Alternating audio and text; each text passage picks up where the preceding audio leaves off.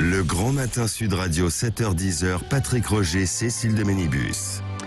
Il est 8h15, le petit déjeuner présidentiel. Ce matin, c'est Nathalie Arthaud, porte-parole de Lutte ouvrière et candidate à l'élection présidentielle. Oui, bonjour Nathalie Arthaud. Bonjour. Quel est le sens de votre candidature, votre secret pour avoir les parrainages alors que d'autres galèrent? La gauche aujourd'hui, la France à droite, l'attente autour de Macron, la fin du pass vaccinal et bien d'autres questions d'actualité que nous allons aborder.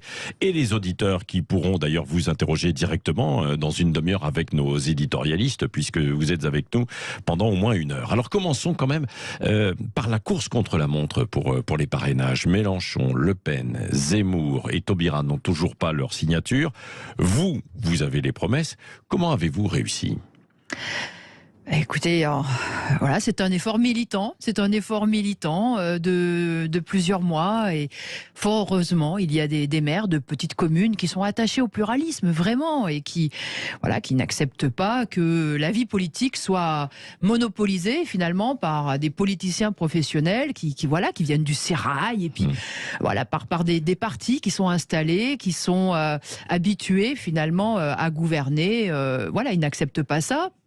Ils ne trouvent pas forcément normal non plus qu'il y ait des candidats qui soient choisis par la grande bourgeoisie. Voilà, quand même, il y a un candidat, le candidat de Bolloré, tout le monde le sait, c'est Zemmour, il a été choisi. Bon, bah voilà, eux, ils veulent d'autres représentations, quoi. Et ils ont à cœur, y compris qu'un courant comme le nôtre puisse se faire entendre. D'ailleurs, vous savez, beaucoup de maires de petites communes sont eux-mêmes issus des classes populaires. Il y a beaucoup de salariés qui sont maires de petites communes, beaucoup d'anciens techniciens, ouvriers, il y a des aides à domicile, il y a des enseignants. Enfin bon, voilà, ce sont des hommes et des femmes des classes populaires et ils trouvent tout à fait légitime qu'une voix qui porte les intérêts du monde du travail, comme la nôtre, puisse se faire entendre. Et ce serait une faute démocratique si justement des candidats qui sont bien positionnés aussi dans les sondages n'avaient pas leur signature ?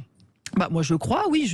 Mais vous savez, nous, ce système des parrainages, nous le dénonçons depuis toujours. Depuis toujours, voilà, parce qu'en fait, il a été justement choisi, il a été mis en place pour, encore une fois, verrouiller.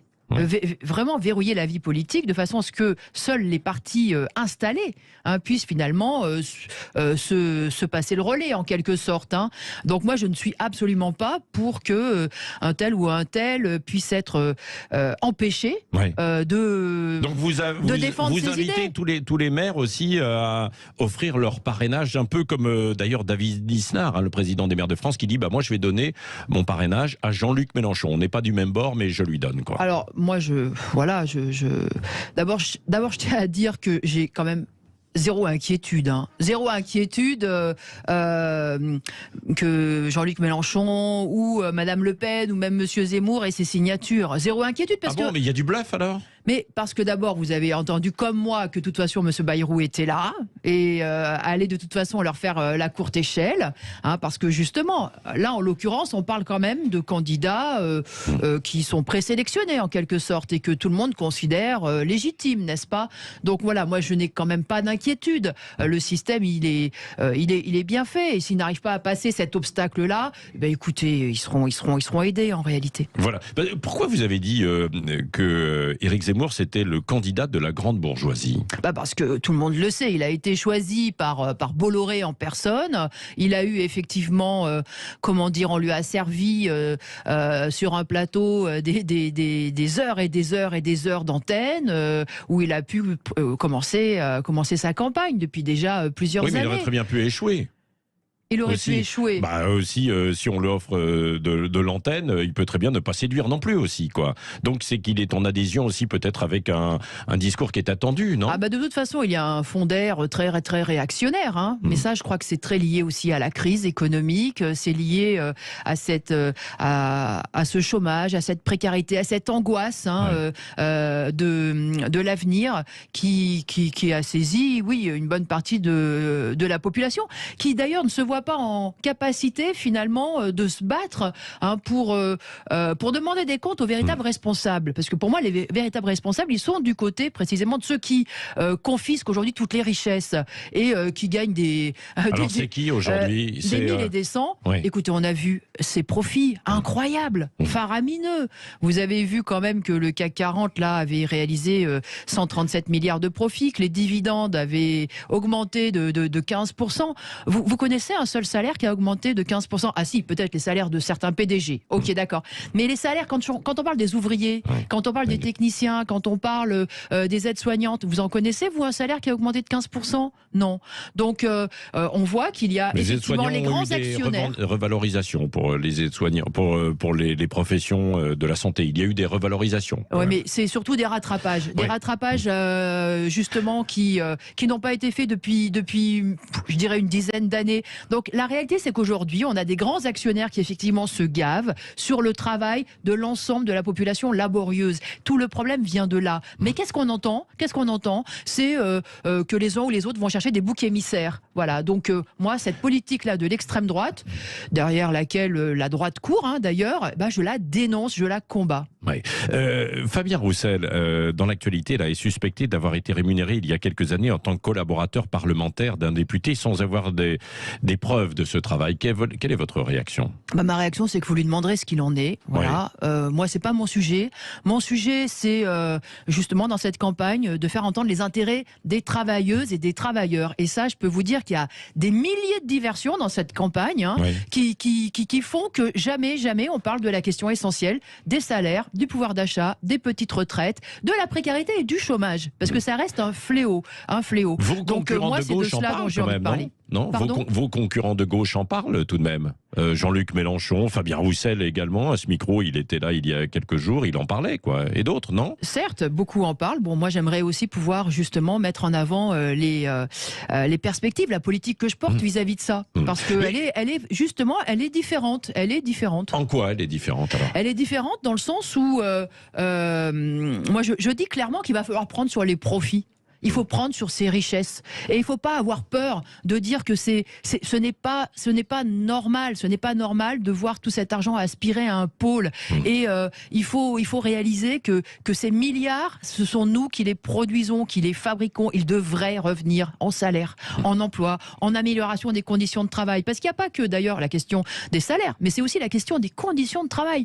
Les cadences, elles sont devenues infernales. C'est des rythmes de travail qui sont délirants. D'ailleurs, tous ceux aujourd'hui qui sont sur la route, qui vont au travail, je pense, le ressentent, voilà. Et tout ça, il faut le changer. Et ce qui me distingue, moi, par rapport à tous les autres candidats de gauche, oui. C'est que moi, je suis candidate pour dire que les travailleurs, ils ont eux-mêmes la force et la capacité de changer cela. Cela dépend de leur lutte collective, cela dépend de leur capacité à s'organiser, à se rassembler et à mettre en avant leurs revendications. Ouais. Moi, je pense que ce qui se passe aujourd'hui à Biomérieux, à Lyon, il y a une grève sur les salaires, une grève assez importante qui s'étend d'ailleurs, qui essaye en tout cas de s'étendre. Je pense à ceux de Lustucru, je pense à ceux de Dassault, je pense à tous ceux qui se sont battus là ces derniers jours et ces dernières semaines sur les salaires. Eh bien, je pense que c'est la bonne voie. C'est exactement cela qu'il faut faire, parce qu'en fait, il faut s'affronter à ces financiers, il faut s'affronter à ce grand patronat. Et est-ce que nous serons toujours concurrentiels face à la mondialisation, si on augmente en fait les salaires? Non, mais c'est une question très cash que je vous pose, parce qu'on sait que nous sommes en concurrence aujourd'hui. Un ouvrier que vous défendez à Rodez ou ailleurs est en concurrence aujourd'hui avec un Chinois ou avec un Roumain qui gagne 10 fois moins parfois. Oui, vous parlez de la fameuse compétitivité. Oui, il faut rester compétitif. Mais moi, je ne vous dis pas qu'il faut augmenter les prix des produits. Je vous dis qu'il faut prendre sur les profits et qu'il faut baisser les marges, qu'il faut baisser les dividendes, voire même les réduire à zéro. Donc ça n'a rien à voir. Rien à voir. Ils peuvent très bien réduire leurs marges bénéficiaires et continuer à être compétitifs, comme ils disent. Ce que je veux dire par là, moi, cette compétitivité... Mais vous êtes contre la mondialisation ou pas? Moi, je suis contre l'exploitation. Je suis contre cette société capitaliste qui fait que ceux qui triment, et ça c'est vrai à l'échelle du monde entier, sont les éternels sacrifiés. Je suis révoltée. Vous savez, ce discours sur la compétitivité, on le sert aussi aux ouvrières du Bangladesh, qui sont à 120 € par mois. On leur dit, mais enfin, mesdames, Je ne sais pas si on les appelle mesdames d'ailleurs, j'en doute. Hein. Mais on leur dit, mais écoutez, vous demandez quoi, 20 € de plus, mais on serait plus compétitif, on serait... voilà. Donc ce discours-là, c'est un piège. C'est un piège. Alors moi, je le dis, c'est un piège pour que finalement, on se retrouve année après année avec des grandes fortunes encore plus riches, qui amassent désormais des fortunes qui dépassent les 100 milliards, hein. Les 100 milliards d'euros, les 100 milliards de dollars. Là, on a le plus riche de la planète. Alors maintenant, je les confonds, mais c'est Elon Musk. C'est Elon Musk. Il est à 300 milliards de dollars. Il y a Jeff Bezos qui lui court derrière avec 200 milliards. Bernard Arnault, il a plus de 100 milliards. On va où, là? On va où? Il y a des riches aujourd'hui qui se baladent dans l'espace. Et les travailleurs, les ouvriers, qui triment du matin au soir. Ou alors ceux qui ont travaillé toute leur vie, parce qu'il faut penser aussi aux retraités, qui peinent à se chauffer, qui peinent à faire leur plein d'essence. Mais attendez, c'est hallucinant. C'est hallucinant. Emmanuel Macron devrait se déclarer dans quelques jours. Qu'est-ce que vous attendez en fait de sa déclaration et surtout comment vous pourriez juger son quinquennat? Écoutez, je le juge comme le juge tous ceux qui sont mobilisés dans le mouvement des Gilets jaunes, dans le convoi de la liberté là ces derniers temps. Je le juge comme le juge tous les salariés des hôpitaux. Hein, c'est-à-dire, c'est un bilan qui est accablant du point de vue du monde du travail. Voilà. Alors, je pense qu'en effet, la grande bourgeoisie, les plus riches, ils ont de quoi être très heureux et très reconnaissants. Donc la grande bourgeoisie aussi, parce que vous avez dit qu'elle était derrière Zemmour, elle est derrière Emmanuel Macron. Alors, en tout cas, Bolloré n'est pas derrière Emmanuel Macron, il est derrière Zemmour. Mais en même temps, il est un peu ingrat, parce que quand même, Emmanuel Macron a fait beaucoup quand même pour ses affaires aussi. Donc, j'ai l'impression qu'ils ont été en bisbille quand même. Bien sûr qu'Emmanuel Macron a beaucoup fait pour les plus riches. Ça, c'est une évidence et tout le monde le sait. Ça a démarré avec la suppression de l'impôt sur la fortune et puis avec la réduction de tout un tas d'impôts qui ne sont plus payés aujourd'hui par les entreprises. Donc évidemment, pour eux, c'est un bilan très positif.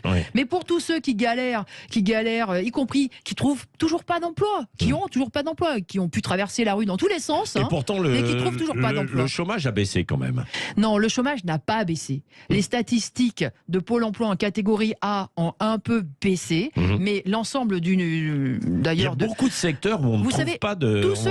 Il y a beaucoup de secteurs où on ne trouve pas de main-d'œuvre en fait, et d'employés, de salariés. Je tiens à dire que ceux qui sont inscrits en Pôle emploi, toutes les catégories confondues, ça ne baisse pas. On est toujours à 5,7 millions de femmes et d'hommes qui cherchent un vrai travail qui leur permette de vivre. Voilà. Alors après, vous parlez donc des emplois non pourvus, c'est ça? Oui, c'est ça. Oui, écoutez, je crois que beaucoup de patrons comprennent que ces emplois non pourvus le sont parce que le salaire, les conditions de travail ne permettent même pas de vivre dignement. Donc voilà, en fait, ils sont eux-mêmes pris à leur propre piège. Le piège, effectivement, des bas salaires et de cette course folle là à la rentabilité, au rendement. Oui. On y reviendra tout à l'heure puisque vous êtes avec nous jusqu'à 9h, mais il y a encore deux questions aussi d'actualité. L'Ukraine, votre positionnement face à la Russie de Poutine? Alors moi, d'abord dans ce conflit, je pense aux populations. Je pense que les populations, elles sont piégées, mais vraiment piégées. Elles sont prises au piège d'un conflit qui est pas du tout le leur, en fait. Et ce qui vraiment me touche, me révolte, c'est de me dire que des femmes et des hommes qui vivaient ensemble, mais vraiment ensemble, entremêlés même, qui russophones, qui donc ukrainiens, qui étaient mariés, qui avaient de la famille, voilà, qui étaient mélangés, leurs voisins sont en train de se déchirer et sont poussés les uns les autres à finalement se ranger dans un camp et qui sont poussés à la haine nationaliste. Et ça, vous voyez, c'est le fruit de quoi? C'est le fruit des rivalités entre les grandes puissances.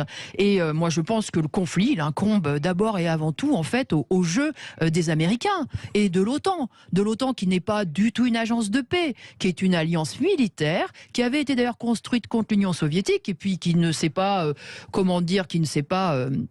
autodissoute quand l'Union soviétique a éclaté. Non, qui est resté et qui continue effectivement d'établir une série de bases militaires aux portes de la Russie. Poutine a raison de réagir dans ces conditions. C'est un jeu, c'est évidemment chacun veut marquer son territoire, chacun veut avancer, c'est une guerre économique, une guerre d'influence, et ça c'est vraiment comme à l'époque de Trotsky. Alors là on mélange absolument tout, mais c'est une guerre économique, mais c'est inscrit vraiment au cœur du capitalisme. C'est ça la concurrence aussi. C'est des rivalités économiques qui sont prêtes à dégénérer en guerre tout court. Et les victimes de tout cela, c'est les populations qui n'ont rien demandé, et qui sont toujours plongées davantage dans la misère. Oui, encore une question d'actualité. On marquera une petite pause et vous resterez avec nous. Il y a eu ce dramatique accident mortel de chasse ce week-end. Quelle est votre position, vous? Est-ce qu'il faut réglementer en fait de nouveau la chasse, voire l'interdire comme le demandent certains? Je ne veux pas trop m'attarder sur ce sujet, mais c'est sûr que c'est grave. La mort d'une jeune fille, 25 ans. En plus, la chasseuse avait 17 ans. Enfin, c'est deux vies là qui sont brisées.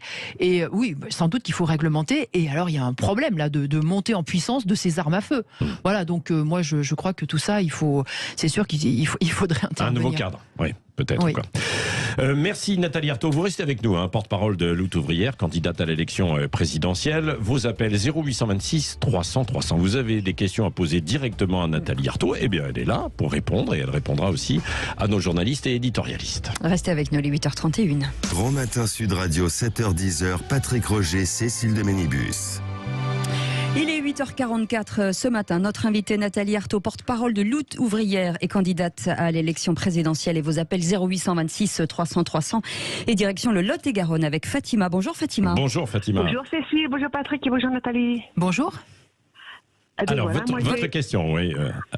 Alors voilà, ma question ce serait, qu'est-ce que vous auriez fait à la place du gouvernement, premièrement, et après, est-ce que vous pensez qu'il faut lever le pass vaccinal de suite ?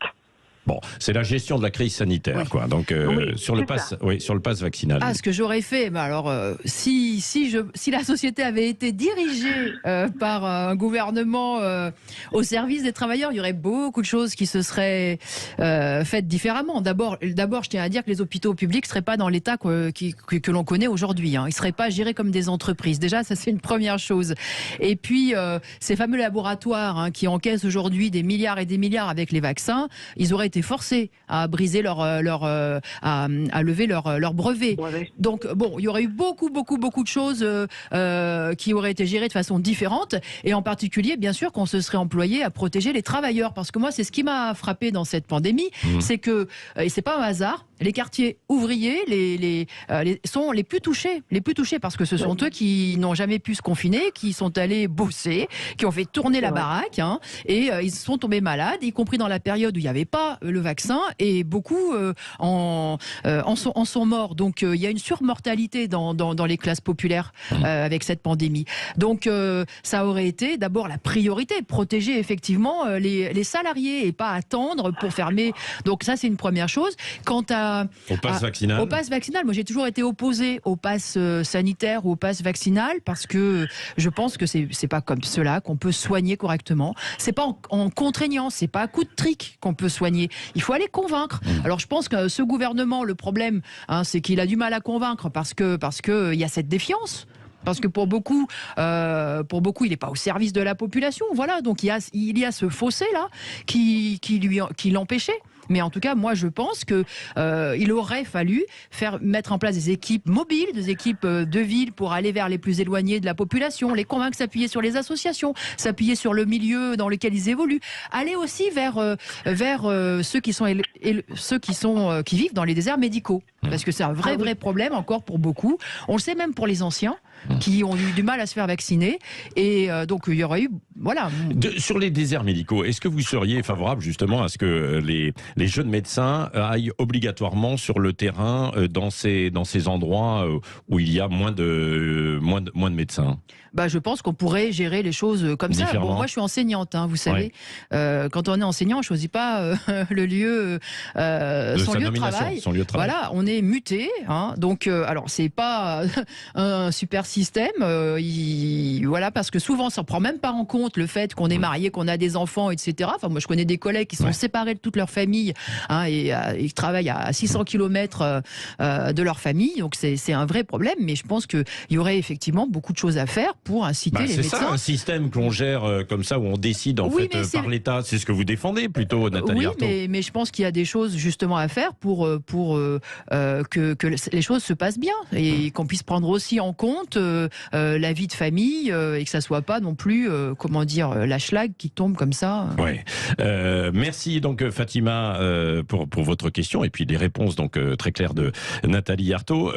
D'autres questions dans un instant au 0826 300 300 ainsi qu'avec nos journalistes et éditorialistes. Question avec vous Cécile avant Arlette Chabot. Oui, vous le disiez, vous êtes enseignante. Aujourd'hui, l'enseignement et la politique ne font pas toujours bon ménage. Vous êtes enseignante en économie. Comment préserver la neutralité dans vos cours, justement ?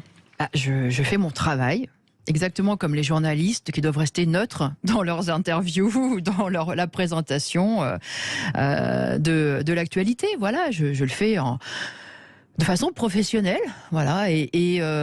Alors j'ai quand même cet avantage que ce métier est aussi un métier où il faut développer l'esprit critique, hein, et des jeunes et des élèves. Donc, vous parlez politique parfois dans vos... Non, il y a des débats qui peuvent naître, mais encore une fois, c'est justement, j'appelle les élèves à la réflexion. Mais vous savez, les élèves qui m'ont comme prof, ils savent ce que je suis, ils savent ce que je défends. Quelque part, au moins, c'est carte sur table, vous voyez, parce que tous les enseignants ont des idées, exactement comme tous les journalistes. Hein, ils ont des idées, ils votent, ils ont un parti, ils ont voilà, exactement. Tous les enseignants n'ont pas un parti où ils votent. Oui, un parti de cœur, en tout cas un parti de cœur, c'est ça que je veux dire, un parti de cœur, ils votent, ils ont des idées politiques, etc. Mais vous êtes persuadé de ne jamais orienter sur l'économie ?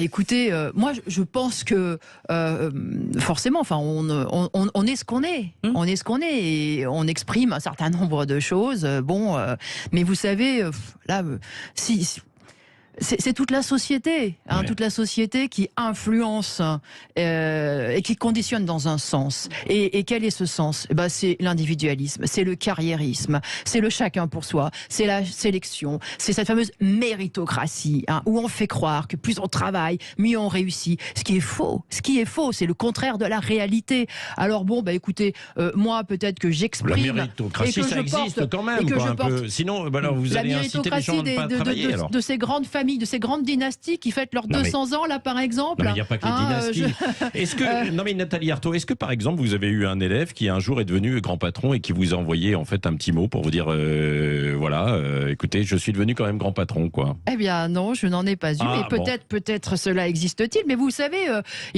on peut toujours tirer le bon numéro, dans cette société. Vous savez, il y en a même qui gagnent au loto. Donc, on peut toujours tirer le bon numéro, mais c'est sûrement pas ça. Moi, en tout cas, pour moi, une société digne et véritablement humaine, c'est pas cette société où quelques-uns peuvent tirer le bon numéro. C'est qu'aujourd'hui, les femmes et les hommes qui appartiennent à la classe productive, je parle des salariés, mais je parle aussi de ces fameux auto-entrepreneurs, de ces indépendants, de ces petits patrons, etc. Eh bien souvent, quand ils bossent, ils n'arrivent pas à vivre dignement. Ils n'arrivent pas à vivre dignement, ils ne peuvent pas accéder même à un certain confort. Vous savez, aujourd'hui, les vacances, prendre des vacances, ça reste le privilège, encore, d'une certaine couche de la population. Du moins, prendre des vacances, mais être en vacances, non. Parce que, oui, c'est ça. On peut être en vacances, tout à fait. Parce que avec notre système, prisonnier de sa cité, de ses 4 murs. Dans le monde entier, en fait, c'est probablement nous qui avons en France, effectivement, le plus de vacances. Oui, mais c'est pas avoir des vacances, c'est prendre... Voilà. Et il n'y a pas que les gens dans les cités qui peuvent prendre des vacances, enfin, qui peuvent pas prendre de vacances. Il y a quand même... Non, mais justement, oui, tout à fait. Mais voyez, donc voilà, quand aujourd'hui, ceux qui travaillent, ceux qui font tourner la société, ceux qui nous soignent, ceux qui nous transportent, ceux qui nous permettent de nous nourrir, en sont à compter chaque euro. Moi, je vois les gens, mais ils remplissent leur caddie en calculant quel bon promo utiliser, à quelle date, et en dépensant leur point fidélité. Mais on est où là ? On est où ? Quand vous avez des familles qui disent je vais chauffer juste la pièce des enfants, Mais attendez, on en est là aujourd'hui. Alors même que ce sont eux qui, encore une fois, qui portent la société. Et c'est ça la réalité. Alors je veux bien qu'on mette en avant la réussite d'un self-made man, mais franchement, c'est des millions et des millions de salariés qui doivent revendiquer leur dû dans cette société. Et moi, je peux vous dire que c'est cette politique-là que je porte. Allez, question avec vous, Arlette Chabot. On a prononcé le mot patron. Le MEDEF aujourd'hui reçoit un certain nombre de candidats. Je ne suis pas sûre qu'il vous ait invité. Non. Alors en admettant qu'il vous ait invité, quel serait le message que vous auriez envie de leur transmettre? Non, je n'ai pas été invitée. Et moi, j'ai envie de m'adresser d'abord aux salariés, d'abord aux travailleurs. Mais qu'est-ce que vous voulez que je leur dise? Je sais pas, voilà, les règles du jeu. Si j'arrive au pouvoir demain, voilà, quelles seront les règles du jeu? Mais pas de jeu d'ailleurs. Mais bon, d'abord, si j'arrive au pouvoir demain, je pourrais peut-être arriver au pouvoir un jour, mais ça nécessitera des luttes sociales et des bouleversements sociaux. Donc moi, je ne vais pas jouer non plus. C'est pas un jeu de rôle. Moi, je défends une politique dans cette campagne, mais encore une fois, moi, toute ma politique, c'est de m'adresser aux travailleurs, aux travailleuses et aux travailleurs, et c'est de leur dire finalement, vous avez vous-même entre les mains la possibilité de changer votre sort. Voilà, vous pouvez faire les choses, vous pouvez vous organiser, faire pression et faire avancer, mais 1000 fois mieux vos intérêts que y compris en votant pour un tel ou pour un tel. Parce que c'est comme ça que ça a toujours fonctionné. Les droits sociaux, les avancées sociales, de meilleurs salaires, y compris la réduction du temps de travail, ça a été le fruit des luttes collectives, d'un rapport de force. Et moi, c'est cela que je porte dans cette campagne. C'est d'abord ça que je porte. Alors après, le patronat, le MEDEF, il sait très bien ce que revendiquent les salariés. Ils se réunissent, mais du matin au soir. Ils font des réunions, en veux-tu, en voilà. Ils savent que les salariés, ils veulent des augmentations de salaire. Ils les donnent? Non, ils ne les donnent pas. Ce sont des miettes. Ce sont des miettes. Et c'est même pas l'inflation parfois. C'est même pas l'inflation qu'ils proposent. Vous vous rendez compte? Donc ça, vous savez, quand on est salarié, là je pense à la grève qu'il y a eu à la RATP dernièrement. Quand on est salarié, on sait que c'est pas de se mettre autour de la table avec le patron. C'est le rapport de force, c'est la bataille, c'est la bagarre. Juste un mot. Vous n'avez rien à dire au patron. Ça, j'ai compris. Le quoi qu'il en coûte n'a profité qu'aux entreprises, ou il a quand même profité aux salariés? Il a surtout, bien sûr, profité aux grandes entreprises. Aux grandes entreprises. Pas les salariés, ça c'est sûr. Ils n'en ont pas bénéficié, ça a évité des fermetures d'entreprises. Encore heureux que les salariés empêchés de travailler, on leur a donné de quoi payer leur loyer et de quoi se nourrir. Encore heureux. Voilà. Mais vous savez, beaucoup de salariés ont perdu. Mais ils ont perdu énormément pendant le confinement. Parce que ce fameux chômage partiel, d'abord, c'était pas les 100%. Et en plus, vous avez vu les primes qu'il y a maintenant qui sont versées pour justement mettre un peu de beurre dans les épinards. Tout ça, Vous êtes anti-prime aussi?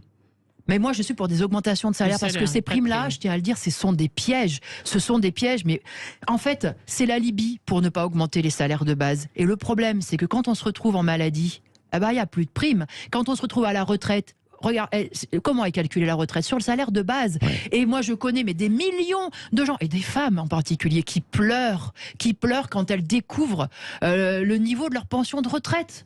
Donc ces primes, c'est un véritable piège. Un piège pour pas augmenter les salaires. Et ça, on en crève. Oui. Nathalie Arthaud, autre question au standard 0826 300 300. Qui est avec nous? C'est Jean, je crois. Jean, bonjour. Jean, bonjour.